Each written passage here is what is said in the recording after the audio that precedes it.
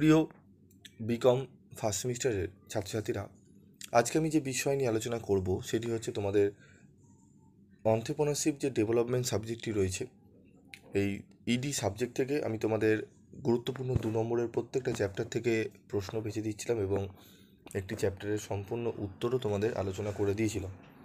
তো আজকের এই ভিডিওতে আমি আলোচনা করব দুটি চ্যাপ্টারের গুরুত্বপূর্ণ 2 নম্বরের প্রশ্ন নিয়ে। প্রিভিয়াস ভিডিওগুলোতে আমি 1 এবং 2 নম্বরের চ্যাপ্টার থেকে গুরুত্বপূর্ণ 2 নম্বরের প্রশ্নগুলো বলে দিয়েছিলাম এবং তোমাদের 5 নম্বরের প্রশ্ন, 10 নম্বরের প্রশ্ন চ্যাপ্টার ওয়াইজ বলে দিয়েছিলাম এবং একটি মডেল প্র্যাকটিস সেট দিয়েছিলাম, যেগুলো তোমরা দেখলে ওখান থেকে প্রশ্ন অনেক কমন পাবে। তো ইউনিট 3 এবং ইউনিট 4 থেকে কী কী প্রশ্ন তোমাদের 2 নম্বরে দেখতে হবে একটু ভালো করে, সেই প্রশ্নগুলো নিয়ে আলোচনা করব। তার আগে বলি, যারা অফলাইনে ক্লাস করতে চাও, অফলাইনে ক্লাস তোমরা করতে চাও, তাদের জন্য ক্লাস অ্যাভেলেবেল রয়েছে। ফোন নাম্বার নিচে দেওয়া রয়েছে এবং ফিজও দেওয়া রয়েছে নিচে সাইডে, তোমরা দেখে নিতে পারো। খুবই কম রেমুনারেশনের মধ্যে তোমাদের একদম সুন্দরভাবে নোটস লিখিয়ে এবং সেই প্রত্যেকটা লাইন তোমাদের ধরে ধরে বুঝিয়ে পড়ানো হয় এবং এমনভাবে পড়ানো হবে যাতে তোমাদের মুখস্থ করার কোনো প্রবণতা না থাকে। তোমরা সেগুলো দেখলেই পড়াগুলো যেন মনে থেকে যায়, ঠিক আছে? এবং আমাদের প্রিভিয়াস কিছু ইয়ারে এইচএসে আমাদের কিন্তু 90%-এর কাছাকাছি কিন্তু নাম্বার এসছে, তোমরা দেখে নেবে। তো দেখো, ইউনিট 3 1 নম্বর প্রশ্ন, কারবারি ধারণা কী? What is business idea? সম্ভাব্যতা পরীক্ষা বলতে কী বোঝো? খুবই গুরুত্বপূর্ণ প্রশ্ন এটি। What do mean by feasibility test? কারবার পরিকল্পনা বা প্রকল্প প্রস্তাবের সংজ্ঞা দাও। Give the definition of business plan or project proposal. কারবার পরিকল্পনার 4টি অন্তর্ভুক্ত বিষয় উল্লেখ করো।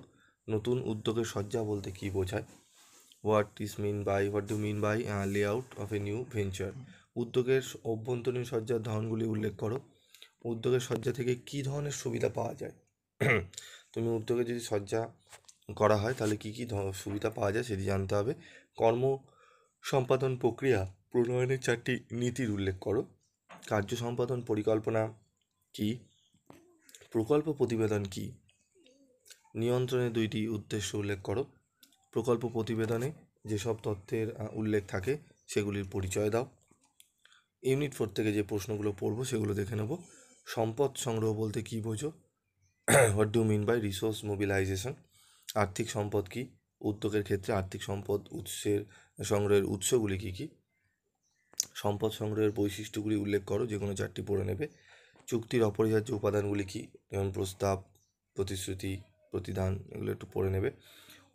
নতুন উদ্যোগের কয়েকটি মৌলিক সমস্যা সম্বন্ধে ধারণা দাও। 4টি সমস্যা পড়বে, দুটি দিতে পারে, ঠিক আছে?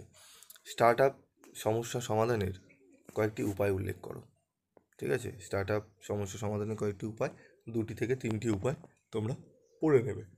তো এই যে প্রশ্নগুলো আলোচনা করলাম, এই প্রশ্নগুলো ভালো করে যেও এবং প্রিভিয়াস ভিডিওগুলোতে যে চ্যাপ্টার ওয়াইজ যে 2 নম্বরের প্রশ্ন দিয়েছি সেগুলো পড়ে যাও, কারণ 2 নম্বরের প্রশ্ন তোমাদের 15টা দেওয়া থাকবে, তার মধ্যে 10টি করতে হবে। প্রিন্সিপাল অফ ম্যানেজমেন্টে 15টা প্রশ্ন, 15টাই কমন এসে, তার মধ্যে 10টা তোমাদের করতে হয়েছে। যারা দেখেছো পিভি স্টাডি ক্লাসের সাজেশন তারা জানো, ইউটিউবে প্রথম দেখবে নিউ সিলেবাসের কিন্তু পিভি স্টাডি ক্লাস থেকে তোমাদের প্রিন্সিপাল ম্যানেজমেন্ট এবং অন্ত্রেপ্রেনারশিপ ডেভেলপমেন্টের সাজেশন কিন্তু দেওয়া হয়েছে। এবং তোমাদের যাদের ফাইন্যান্সিয়াল অ্যাকাউন্টিংয়ের সাজেশন লাগবে তোমরা কমেন্টস করে জানাতে পারো, অবশ্যই কলেজের নাম লিখবে, আমি সেগুলো দিয়ে দেবো। আজকের মতো এটুকুই, দেখা হচ্ছে পরবর্তী ভিডিওতে। সকলে ভালো থেকো, সুস্থ থেকো।